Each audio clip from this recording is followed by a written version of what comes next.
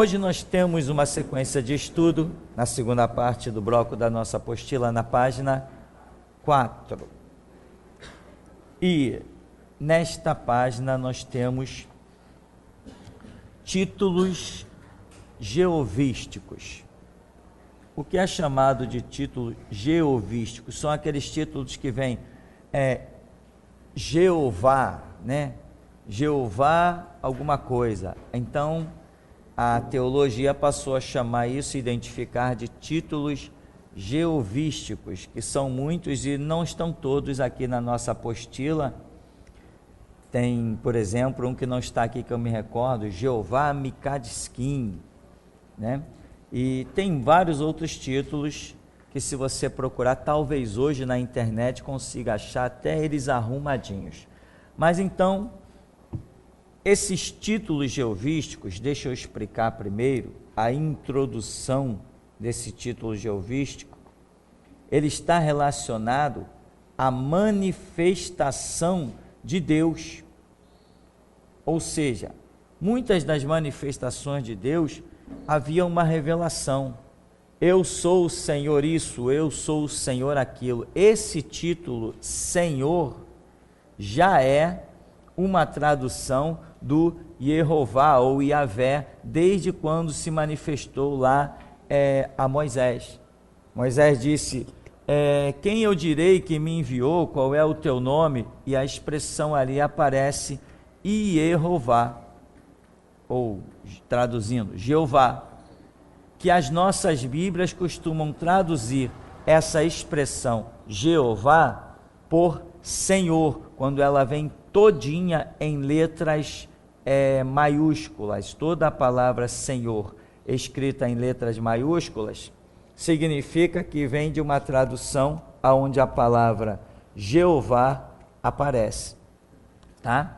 Então, Senhor dos exércitos, Senhor que é a paz, Senhor que é nosso guia, Senhor que é nossa bandeira, Senhor que é nosso estandarte, tudo isso é Jeová alguma coisa. Então, por isso são chamados títulos geovísticos, que são títulos que vieram precedidos de uma manifestação de Deus, numa grande maioria de casos. Então, quando Deus se manifestava, a operação de Deus demonstrava que ele tinha um nome. Não que ele tinha um nome, mas o povo acabava por lhe dar nomes. O povo está enfermo. Aí Deus diz assim, olha, faz um sacrifício lá não sei aonde, um exemplo. Daqui a pouco todo o povo sarava, a praga era extinta. Aí quando havia aquela cura, o que o povo dizia? Jeová Rafá. Ele é o Senhor que cura. Então, quando Deus derrotava os exércitos inimigos, ele é Jeová Savaote. Quem ele é? O Senhor dos exércitos. Então, esses títulos geovísticos revelam a personalidade de Deus revelada entre os homens. Quem conhece esses títulos e neles crê, ora, irmão, está seguro. Tem mais, só para adiantar, nós vamos ver, mas é até o primeiro caso, né? Jeová Savaote, Senhor dos exércitos. Quando diz que Deus é Senhor dos exércitos, não quer dizer somente que ele é o Senhor dos seus exércitos, mas quer dizer também que ele é Senhor de qualquer exército. Ele é Senhor até dos exércitos inimigos. Quando os inimigos montam seus exércitos e dizem, vou contra Deus, como é que você vai contra Deus? Indo contra um servo de Deus, indo contra uma pregação de Deus, indo contra a igreja do Deus vivo. É assim que se vai contra Deus, né? Saulo, Saulo, por que tu me persegues? Mas Saulo estava perseguindo cristão, não estava perseguindo Jesus. Mas Jesus está identificado e entrelaçado com os seus servos. A Bíblia diz que se alguém anda com Deus, se faz um espírito com ele. Então, Jesus falou assim, naquele dia vós entendereis que eu estou em vós, e vós estáis em mim. Irmão, é muito privilégio, a coisa é séria. Por isso que eu sou até louco, eu digo, sou imortal. Os inimigos ficam loucos. Que esse cara está dizendo? Ele é imortal? Não, não é possível. Imortal? Sou imortal, enquanto não ver cumprida na minha vida a última promessa que Deus me fez. Agora, detalhes. Então, Deus não é só Senhor do seu exército. Os inimigos se preparam e vão contra Deus. O exército dos inimigos é controlado por Deus. Quer uma prova? Jerusalém foi sitiada. Aí mandaram consultar o profeta Isaías. Qual foi a resposta dele? Diga a esses fanfarrões aí que eles não lançarão uma flecha contra Jerusalém. Eu sou o Senhor dos exércitos dele, eu estou dando ordem para eles, ninguém lança uma flecha. Irmão, eu já sinto nessa manhã que Deus passeia no meio do seu povo. Se tu creres, teu nome será escrito em duas histórias, na da terra e na do céu. Porque foi para isso que Jesus te chamou, para fazer da tua língua a pena de um destro escritor. Tem que crer, tem que confiar. E eu sempre digo, quem crê, aposta vida. Quem não aposta vida, ainda não crê como deveria. Bom, então, esse é um detalhe de que Deus é o Senhor dos exércitos. Então, de acordo com a manifestação de Deus, o povo lhe dava nome.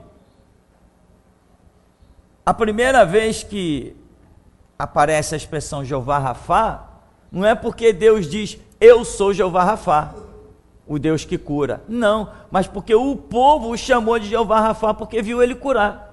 E a expressão Jeová Rafá, né, vem de o Senhor que cura, tanto que temos hoje o nome Rafael. El é uma expressão que significa Deus. Aí você vê Miguel, Gabriel, Ezequiel, Daniel, Joel, Emanuel, Deus conosco, né? E por aí vai essa expressão. Então, Rafael é um nome que significa Deus cura. Jeová Rafa, o Deus que... E aí vai misturando idioma, no final dá tudo certo, porque todo joelho se dobrará e toda língua confessará que Jesus Cristo é o Senhor. Então está tudo certo. Amém, irmão? Vamos lá então. Jeová Tissabaote, alguns aportuguesam logo a coisa, Jeová Savaote. Ah, mas está errado, né? Eu vi um homem pregando, doutor em teologia, doutor em hebraico, e ele frisava muito, irmão, não é Savaote, não é não sei que, é não sei que lá, e ele explicava tudo direitinho dentro do hebraico. Meu irmão, não me importa se é Savaote ou Tsiquenu, eu sei que ele é Deus poderoso e acabou a história. Amém? Vou me prender a uma questão de idioma? Por acaso Deus está preocupado com o meu idioma? Se eu fosse mudo, Deus me ouviria ou não? Então que diferença faz se eu falo errado ou certo? O que Deus ouve não são as minhas palavras, o que Deus ouve é a minha fé ou a minha incredulidade, é isso que Ele ouve. Amém, meu irmão? Pouco importa. Quando eu chego perto de um demônio, ele não me toca. Por quê? Porque ele olha, esse cara fez português, e ele estudou, ele sabe muito, ele conjuga todos os verbos. Eu nem preciso abrir a minha boca, porque eu trago no meu corpo as marcas de Jesus Cristo, amém? E isso ele vê muito bem. Por que o diabo não investe direto contra nós? Porque aquele cara é muito forte. Não, aquele cara tem uma Bíblia dentro de casa. Aquele cara é pastor. E que tem de pastor aí massacrado a tal ponto que está hoje servindo ao diabo atrás do púlpito? O que o diabo vê em nós são as marcas de Jesus Cristo. Então não importa, meu irmão, se a tua oração sai cheia de palavras erradas, porque a Escritura diz, ainda a palavra não me chegou à boca e tu já conhece. Então o que ele olhou? Ele olhou o teu coração antes que você falasse qualquer coisa. Então prega mesmo, fala mesmo. Ah, tu está pregando tudo errado, é? Mas olha Deus operando. Você é um burro, você não fala direito. É mesmo? Mas e daí? Nem os loucos errarão o caminho.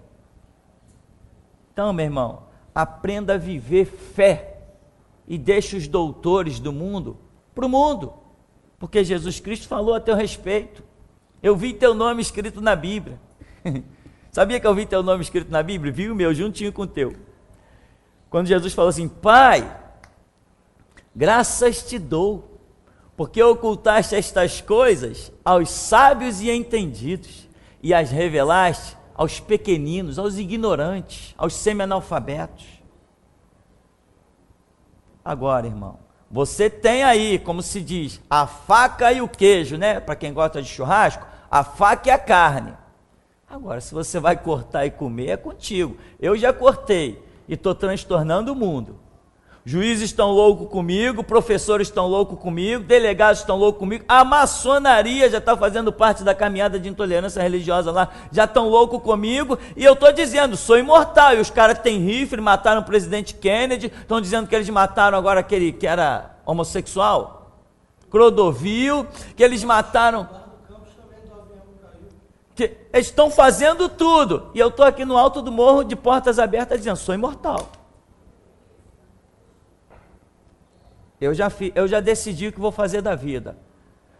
Eu escolhi fazer uma coisa só na vida: servir a Jesus Cristo. Não quero mais nada.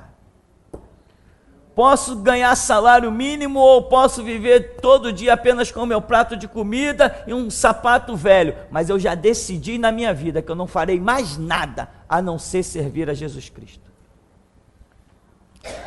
Então, Jeová Savaote é Senhor dos exércitos, ele comanda tudo, o exército dele ele dá ordem, e o exército do inimigo ele também dá ordem. Então, irmão, como disse Isaías, mandou Isaías lá para Ezequias, né, Zedequias, a filha de Sião, o recado para Senaqueribe, né, a filha de Sião, maneia a cabeça por detrás de ti, a quem tens afronta. O que é manear a cabeça por detrás?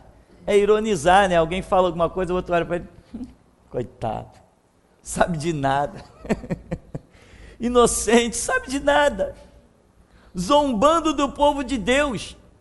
Meu irmão, quem entrar no caminho da geração Jesus Cristo, vai ser pisado.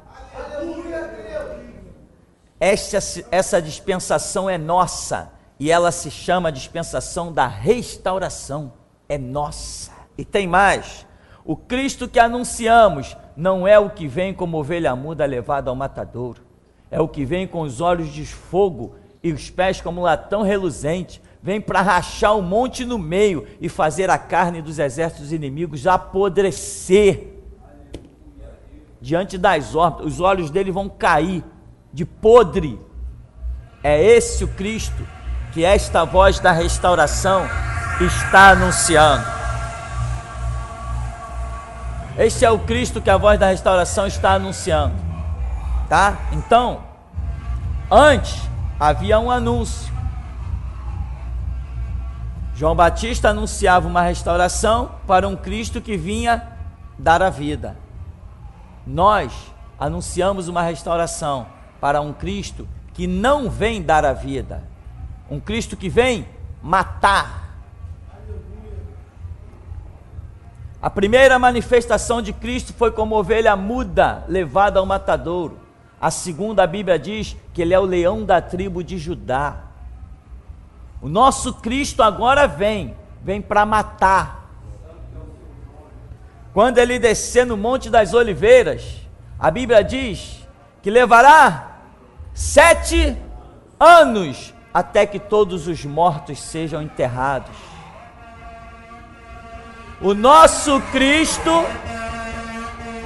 agora vem para matar, não vem para dar a vida, ele vem para matar. É isso que diz a Bíblia, e tem mais: doa em quem doer.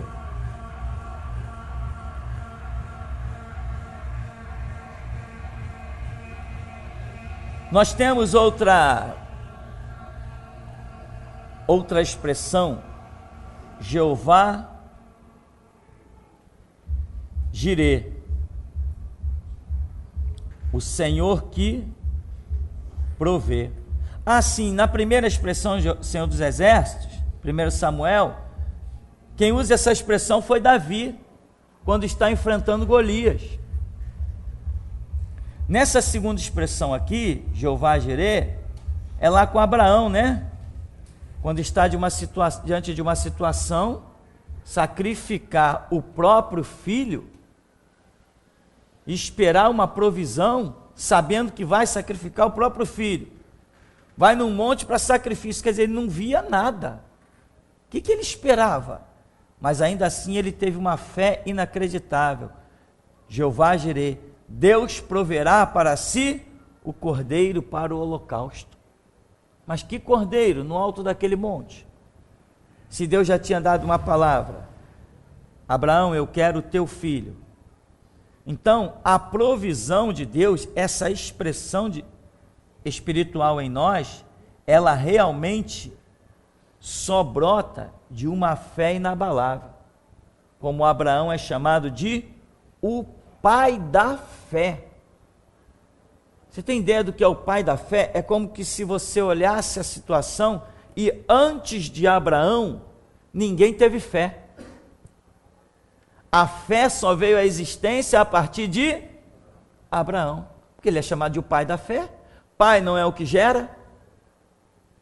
Então significa que a fé veio à existência a partir de Abraão. Nós sabemos que não é isto. Não é isto, mas a expressão da Bíblia demonstra que a fé deste homem foi superior a todos os que viveram antes dele. Milhões que viveram antes de Abraão não tiveram a fé que teve Abraão. Por isso ele é chamado de o pai da fé. Tá? Jeová Rafá, aí no nosso terceiro item, Senhor que cura, né? Ou, como costumamos dizer, o Deus que cura.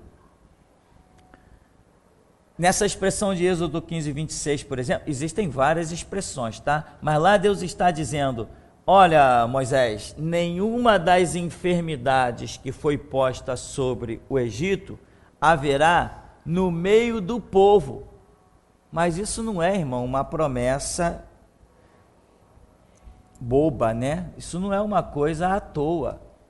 Para que a promessa de Deus se cumpra na sua vida, você tem que ter a postura do posicionamento que Deus quer.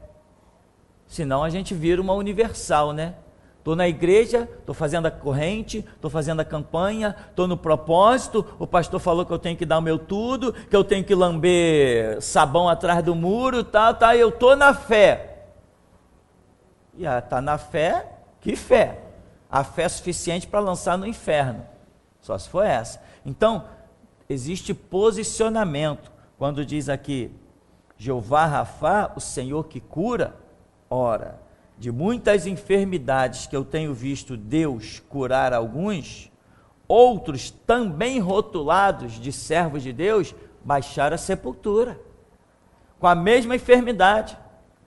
Eu vi isso nesses quase 30 anos de evangelho. Eu vi pessoas de câncer, Deus dizia assim: estou te curando. No dia seguinte vai fazer exame, não tem nada. E eu vi pessoas de câncer, que Deus nunca deu uma palavra, e lá morreu de câncer e foi-se. Não é porque a Bíblia diz que Deus cura, que Ele vai curar. Porque a palavra de Deus não volta vazia. Se Ele diz que cura, Ele tem poder de curar, mas o curar de Deus não depende só dEle, depende de você, de mim. Deus salva. E por que tem tanta gente que vai para o inferno? Porque não depende só de Deus, depende deles também. Amém, meu irmão? Deus abençoa, prospera, põe o pão na mesa?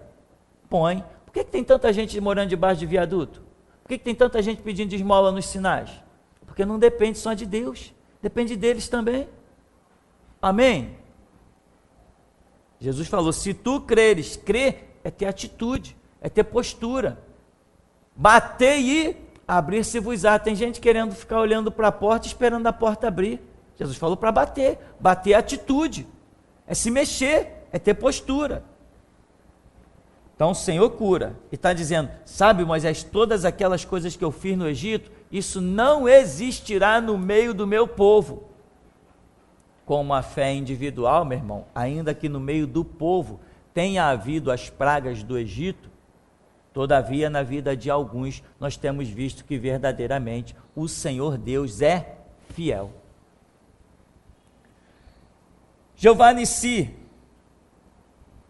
traduzido, Senhor nossa bandeira. Bandeira, irmão, você pode ter várias situações sinônimas desta bandeira. Por exemplo, a bandeira pode ser vista como, está aí entre parênteses, como um guia, né? A bandeira pode ser chamada baluarte, pode ser chamada estandarte. A bandeira, diz o hino nacional, salve lindo pendão da esperança. Pendão é um nome dado a essa frâmula, a bandeira. Salve lindo pendão da esperança, salve símbolo augusto da paz. A bandeira é um símbolo, é um pendão. O que é isso? Quando se vê a bandeira dos Estados Unidos, ali revela que as ideologias são dos Estados Unidos. O que é um consulado americano no Brasil? Lá dentro tem a bandeira brasileira? Não. É território brasileiro? Não. É território americano. Nem o presidente do Brasil pode entrar no consulado americano. Ele não tem autoridade para isso. É território americano. O consulado brasileiro nos Estados Unidos, ninguém, nenhum exército, ninguém no mundo pode pisar dentro de um consulado brasileiro que esteja nos Estados Unidos sem autorização do Brasil. Amém? Por exemplo, nós temos aqui no Brasil vários territórios do Vaticano. Cada igreja católica é um território do Vaticano. Nenhuma polícia entra numa igreja católica sem autorização do padre. Se entrar, dá um bolo, dá um rolo que você nem queira saber. Por quê? Fez-se tratados mundiais e aquilo se tornou territórios independentes. Então, aonde tem uma bandeira, um pendão, um símbolo, né? Ali é um estandarte, um baluarte, ali revela a ideologia daquele lugar. Tem a bandeira brasileira, a ideologia do Brasil. Democracia. Não tem pena de morte. Pena de morte no Brasil, ela não acontece matando, ela acontece de outras maneiras. Mas uma hora a gente ainda fala nisso. Então, o que acontece? Cada bandeira revela. Por exemplo, naqueles tempos do Império Romano, quando o Império Romano saía para as guerras, o que ia na frente? Não era aqueles estandartes? Não vamos muito longe não. Quando aquela besta, endemoniado de carteirinha, Adolf Hitler, quando o exército alemão ia para as suas batalhas, não ia à frente os estandartes da suástica, revelando a ideologia. E além de revelar a ideologia, aonde aquele soldado conduzindo o baluarte, a bandeira, o estandarte, o pendão, aonde ele ia com aquilo, toda a tropa, não importa quantos vinham para trás dele, 1.000, 5.000, 10.000, todo mundo seguia a bandeira. Bastava dar uma ordem para aquele soldado: você vai se deslocar daqui a 1.000 quilômetros, não sei para onde. Ele ia e todo mundo ia atrás dele. Por isso, esse título, Jeová Nissi, o Senhor que é a nossa bandeira, revela direção, revela também estratégia, porque na bandeira está a estratégia de ataque, de deslocamento, para onde o exército vai, como ele vai se dividir. Aí, vai à frente do exército, por exemplo, no caso dos exércitos que já empreenderam guerras, eles vão se dividir em 10, tem 10.000, eles vão se dividir em equipes de 1.000, então ali está 10 bandeiras. Quando chega num ponto estratégico, um soldado segue para um canto, 1.000 segue ele, outro segue para outro, mais 1.000 segue ele. Isso significa estratégia. Então, bandeira significa aquele que guia, significa aquele que tem a estratégia, inclusive esse texto de Êxodo 17, está justamente falando de estratégia de guerra, está falando dos amalequitas. Lembra que Deus mandou exterminar os amalequitas? Aí Deus vem e diz assim: Moisés, fala com Josué. Moisés, o esquema é esse. Eu sou Jeová Nissi. Então, Deus ser a nossa bandeira significa que Ele é o nosso guia. Se Ele é o nosso guia, eu preciso tomar vergonhinha na minha carinha e parar de fazer besteira e tomar decisões próprias. Servo não tem autoridade para tomar decisão. Servo só tem autoridade para obedecer a decisão do seu Senhor. Por isso que muito crente quebra a cara e nunca vai ver a glória de Deus, porque é Senhor da sua própria vida. Quantas pessoas nós já conhecemos? Não, eu sou inteligente, eu tenho que tomar decisão. Eu também considero, eu sou inteligente e eu tenho que tomar decisão. E a decisão que eu escolhi tomar na minha vida é obedecer a Jesus Cristo. Se Ele não falar, eu fico no meu quarto quieto, morro ali, sem me mexer para canto nenhum. E por isso, os meus inimigos podem ranger os dentes, porque eu aprendi a servir a Jesus Cristo. Podem ranger os dentes. Vão ter que ver ainda décadas eu crescendo e eles rangendo os dentes, porque eu aprendi o que é servir a Jesus Cristo. Servir a Jesus Cristo não é fazer, servir a Jesus Cristo é obedecer. Tá, meu irmão? Então, o Senhor, nossa bandeira, é o guia, é a estratégia, é o que te mostra o caminho, é o que te diz para onde você vai. Lá vai o baluarte do império. Uma legião para a esquerda, segue aquele camarada. Uma legião para o ocidente, segue para aquele camarada. É assim que funciona o título de O Senhor é nossa bandeira, Ele é o nosso guio, Ele é a nossa estratégia de guerra. Agora me diz, você já tinha ouvido isso? Duvido que você já tivesse ouvido isso. Jeová Shalom, Senhor é paz. Jesus falou assim: deixo-vos a paz, a minha paz vos dou. Não vou lá dou como o mundo a dá. No mundo tereis aflições. Quando você olha para o mundo, o que incide sobre você são aflições externas, mas internamente você tem paz. Então começa daí essa filosofia de o Senhor ser nossa paz. Agora ali, quando ele diz Jeová Shalom, o Senhor é paz, lá em Juízes 6:24, ele está aparecendo para Gideão. E sabe em que situação ele está dizendo para Gideão que o Senhor é paz?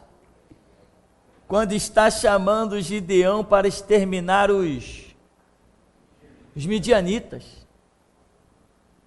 Ou seja, ele está dizendo, o Senhor é paz, Ele vai operar algo, vai trazer paz para toda a nação dos hebreus ali, mas primeiro Ele vai, para proclamar essa paz, Ele vai fazer o quê? Exterminar os midianitas. Então você vê como Deus opera. No que Ele diz é paz para o seu povo, também Ele pode estar dizendo, sou juízo, justiça, sou o extermínio dos inimigos. O fato de você entender que Deus tem um caráter não isenta os seus outros atributos de personalidade. Você é bom? É. Mas você vai ali na rua, alguém começa a querer te agredir, o seu lado ofensivo também não desponta? Você se aproxima de uma pessoa querendo falar com toda a cortesia, chega para uma recepcionista, bom dia senhora, a senhora pode por gentileza me informar onde fica o elevador? Ela disse assim, eu não estou aqui para informar nada a ninguém não, procura por aí. A sua paz já foi embora, irmão. Você pode ter duas reações. Você pode dizer assim, eita mulherzinha mal educada, deixa ela para lá, eu procuro o elevador. Ou então você pode chamar de Jesus, eu quero falar com o seu superior. Não pode? As pessoas podem ter várias reações, porque todos esses tipos de reações estão em apenas uma personalidade. Você é bom, mas você se ira, você quer justiça, às vezes você quer até vingança. E Deus é a mesma coisa.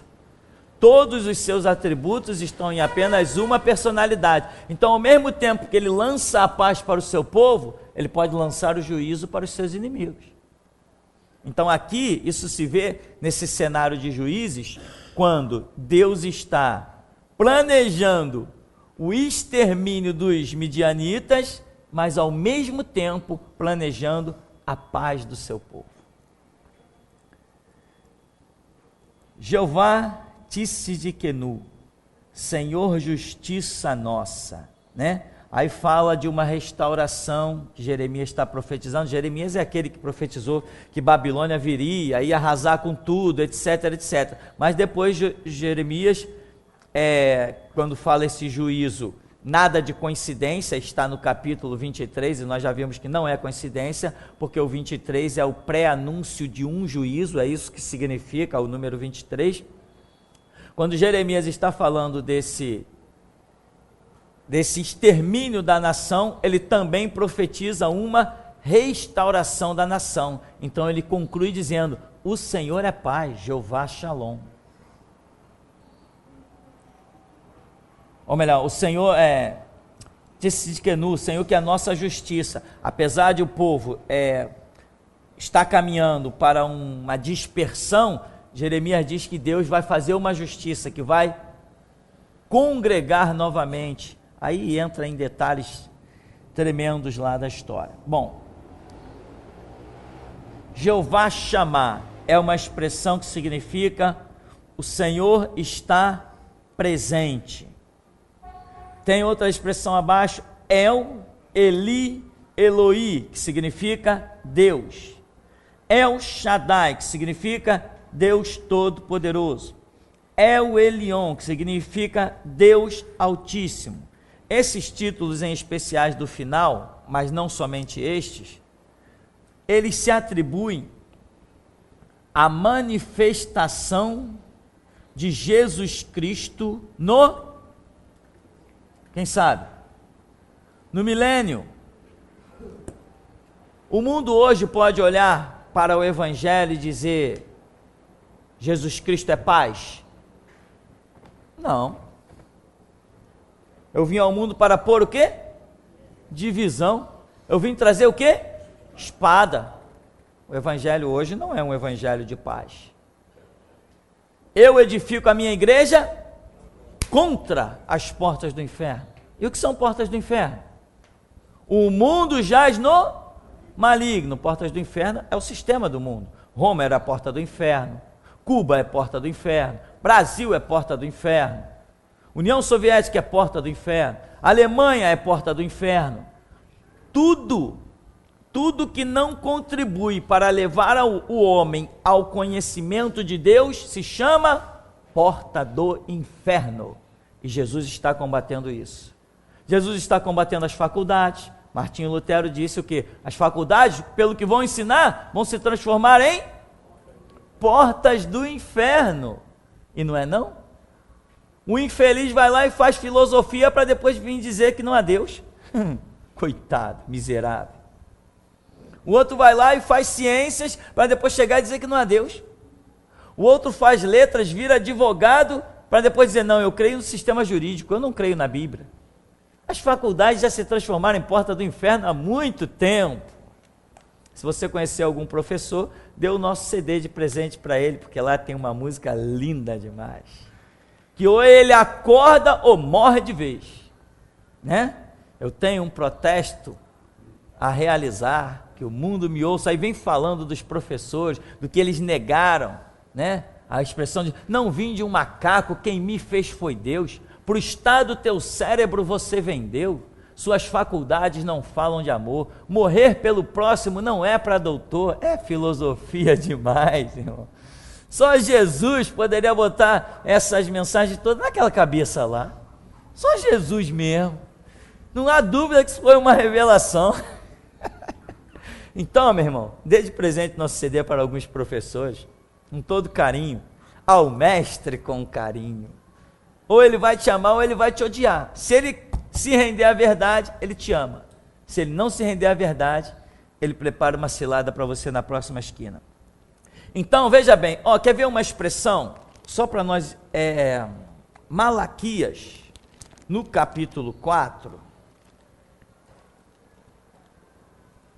antes de Mateus, aí você vai achar Malaquias.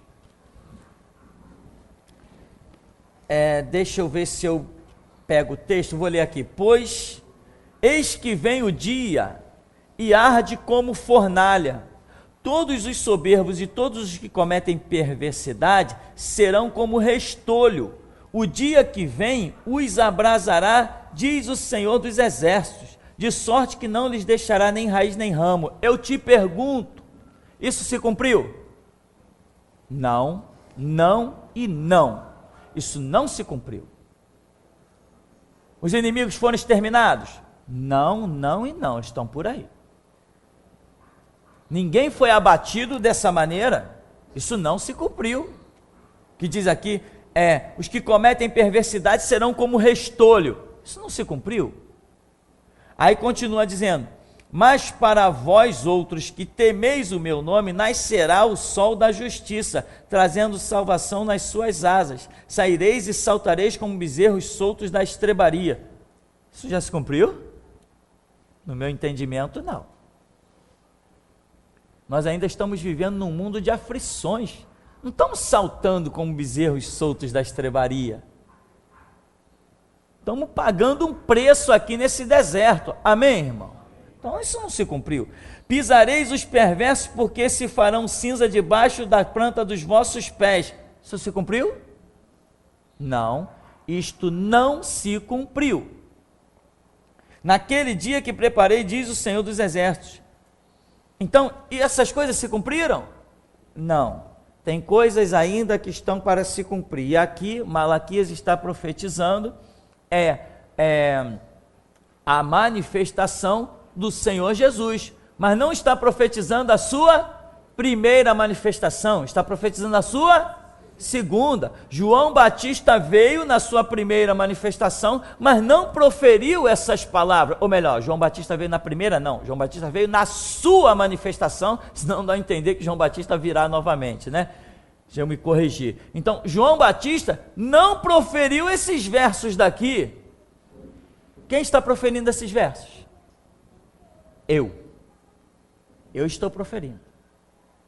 Eu estou dizendo, pode se preparar, que vai ser reduzido a pó.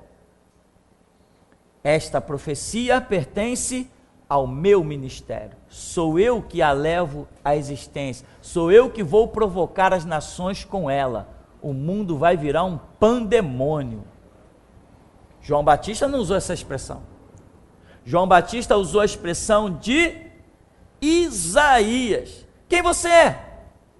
Sou a voz do que clama no deserto. Preparai o caminho do Senhor, produzir veredas justas. Quem é Isaías, o profeta messiânico? É aquele que fala de um castigo e fala de uma restauração. Amém? Esse é Isaías. Talvez você não tenha percebido isso, mas nós passamos meses no seminário só estudando Isaías. Porque ele, além de ter 66 capítulos, que revelam os 66 livros da Bíblia, ele mostra o ministério de Jesus Cristo por completo, desde as profecias do seu nascimento, ao seu nascimento, a sua vida, ao que ia acontecer durante a sua vida toda, até o milênio. Isaías profetiza toda a história de Jesus Cristo. Quem conhece Isaías, conhece o final da história da humanidade, diante dos pés do Senhor Jesus. Eu estou anunciando restauração ou eu estou anunciando juízo? João Batista anuncia uma restauração com muita misericórdia. Ele vem aí. Eu estou aqui para converter o coração dos pais, porque ele quer vir e não vai ferir a terra. E o lema de João Batista é bem diferente do nosso lema, irmão. Ou você ainda não percebeu o que é? Nós anunciamos uma restauração para a igreja e anunciamos uma vez só. Aqui a nossa filosofia, irmão, entregou um CD, largou uma mensagem, já falou, não lança pérola aos porcos, vira as costas e vai embora. Essa é a filosofia do ministério.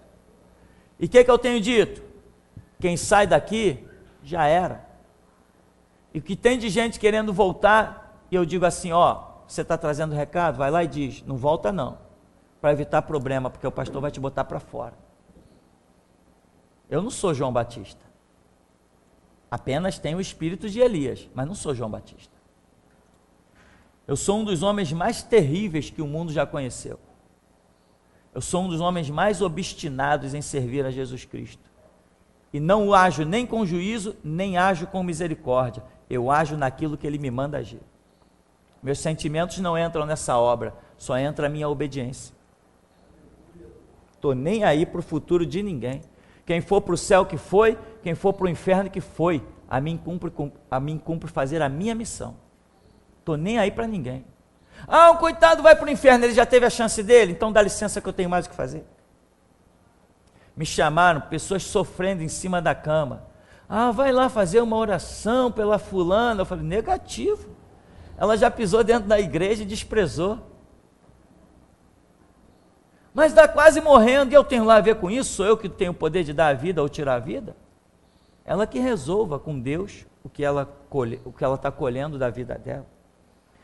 Isso aqui, de Malaquias 4, ainda não se cumpriu. E eu vou te dizer agora, voltando para os nossos títulos jeovísticos, esse título, Jeová Shalom, o Senhor é paz, ainda não se cumpriu.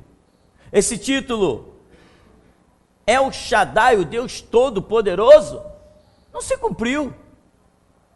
Os muçulmanos estão aí estuprando crianças, praticando pedofilias, aberrações, apedrejando mulheres em praça pública, cortando mão de pessoa porque roubou uma maçã para comer. Cadê o Deus Todo-Poderoso? Onde está Ele que eu não estou vendo? Então esse título ainda não se cumpriu. Quando Jesus Cristo pisar no Monte das Oliveiras, esses títulos de paz sobre a terra há 1000 anos e de juízo em que vai realmente botar os inimigos como cinza debaixo dos nossos pés, aí sim esses títulos vão se cumprir. Então atente, tem títulos aqui que todos eles em parte já têm se cumprido, mas na sua totalidade eles se cumprirão com exclusividade e finalmente no milênio.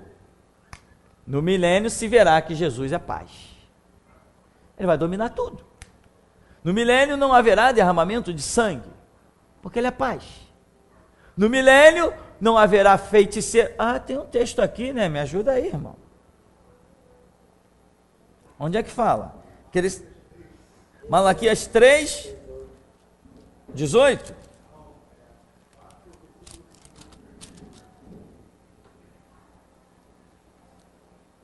Beleza, Malaquias 3. Eis que eu envio o meu mensageiro que preparará o caminho diante de mim. De repente virá ao seu templo a quem vós buscais, o anjo da aliança. Anjo com letra maiúscula e aliança com letra maiúscula. Deixa eu perguntar uma coisa. De repente virá onde? Ao seu templo, a quem vós buscais. O anjo da aliança a quem vós desejais. Você viu alguém buscando Jesus quando ele era criança, desejando por ele? Você viu o cumprimento disso? Você não viu o cumprimento disso. Jesus entrou no templo, só um homem, Senhor, me despede em paz. No meio de uma nação. Cadê? Quem está buscando Jesus? Ele vem e diz assim, eu fui achado dos que não buscavam por mim, se referindo aos gentios e desprezando os judeus. Aí diz assim, eis que ele vem, diz o Senhor dos Exércitos, mas quem poderá suportar o dia da sua vinda? Presta atenção, quem poderá suportar o dia da sua vinda? Se estiver falando da primeira vinda, todo mundo suportou. Não suportou não? Suportou, foi moleza. Aí diz, e quem poderá subsistir quando ele aparecer? Ué, todo mundo não subsistiu normalmente? Então não está falando da primeira vinda, está falando da segunda. Aí diz, porque ele é como o fogo do ourives e como a potássia dos lavandeiros. Você viu isso na primeira manifestação de Cristo? Eu não vi. Eu não vi. E diz, assentar-se-á como derretedor e purificador da prata, purificará os filhos de Levi e os refinará como ouro e como prata, eles trarão ao Senhor justas ofertas. Eu não vi nada disso. Você viu? Na primeira vinda você viu isso? Eu não vi. Então não está falando da primeira vinda, está falando da segunda. Então, a oferta de Judá e de Jerusalém será agradável ao Senhor, como nos dias antigos e como nos primeiros anos. Chegar-me-ei a vós outros para juízo, serei testemunha veloz contra os feiticeiros e contra os adúlteros, e contra os que juram falsamente, contra os que defraudam o salário do jornaleiro, e oprimem a viúva e o órfão, e torcem o direito do estrangeiro, e não me temem, diz o Senhor dos Exércitos. Eu não vi nada dessa autoridade, desse poder, não vi não, mas eu verei, assim verei, eu verei. Jesus está hoje sendo uma testemunha veloz contra os feiticeiros, contra os, como ele diz lá? Contra os adúlteros. Não, os adúlteros estão vivendo aí em plena paz. Os feiticeiros estão até fazendo aliança na caminhada de combate à intolerância religiosa, junto com pastores. Eu não estou vendo. Agora, esses títulos que cabem bem nessa segunda manifestação de Cristo, vai trazer o cumprimento desta palavra, em que Jesus será uma testemunha veloz contra os feiticeiros. Hoje não. Essa testemunha veloz, meu irmão, sabe o que significa isso? Extermínio. Hoje nós estamos aqui para exterminar algum feiticeiro? Não. Exterminar algum satanista? Não. Estamos aqui para exterminar algum macumbeiro? Não. Estamos aqui para agredir algum espírita? Não. Não estamos aqui para isso. Mas no milênio nós receberemos ordem. Fecha os terreiros de macumba, fecha o Congresso Nacional, taca fogo em Constituição. No milênio sim, aí no milênio é diferente. Hoje não. Hoje a dispensação que estamos vivendo é essa aí que estamos vivendo. Mas quando virá, vem o martírio dos nossos irmãos do grito da meia-noite, dentro do reinado do anticristo, já vem o arrebatamento, vem a grande tribulação, Jesus desce no Monte das Oliveiras, aprisiona Satanás por 1000 anos, implanta seu reinado milenar, com sede em Jerusalém, e nós descemos todos com Jesus Cristo para reinar 1000 anos. Comprados com seu sangue, como diz Apocalipse 1,6, fomos transformados em reis e sacerdotes, e reinaremos com eles 1000 anos sobre a terra. Aí sim, aí não tem mais encruzilhada com macumba, aí não tem mais feitiçaria, bruxaria, aí não tem mais armas assassinando, não tem mais derramamento de sangue, nem de um animal.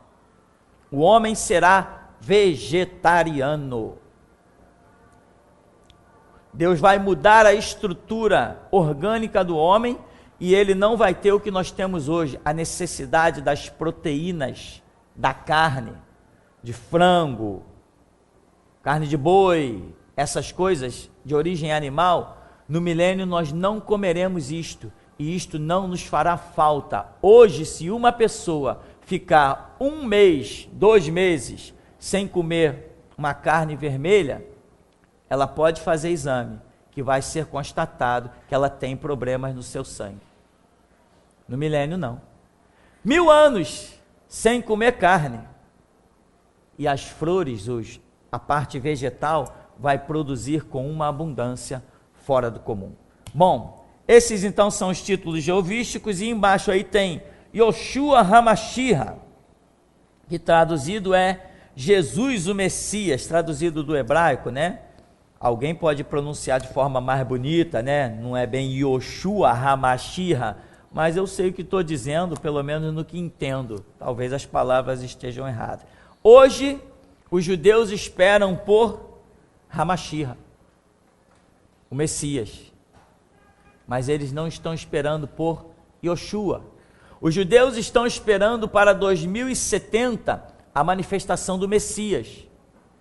Mas eles vão ser surpreendidos quando esse Messias que descer no Monte das Oliveiras mostrar para eles a marca dos cravos, o lado, e mostrar uma faixa escrito Rei dos Reis, Senhor dos Senhores. E eles vão dizer assim: que isso? Nós e nossos pais o crucificamos. E aquele júbilo do Messias que desceu, exterminou todo mundo no Vale do Armagedon, se transforma em pranto. E nós, alguns de nós, não eu, alguns dos discípulos que conviveram, provavelmente, principalmente os apóstolos, estarão reinando com Jesus em Jerusalém. Nós, gentios, reinando com Jesus mundo afora. E lá, o evangelho de Jesus Cristo será ensinado aos judeus, que se transformarão em missionários por todo o mundo. Mas nós já viremos sem necessidade de discipulado, porque só voltará no milênio quem entender o que é voz da restauração. Nós, de gentios, do projeto da igreja, né, dessa dispensação, só voltaremos se entendermos o que é restauração. E o tema básico do que é restauração está aqui em cima da minha cabeça. Bíblia sim, Constituição não. Amém, irmão?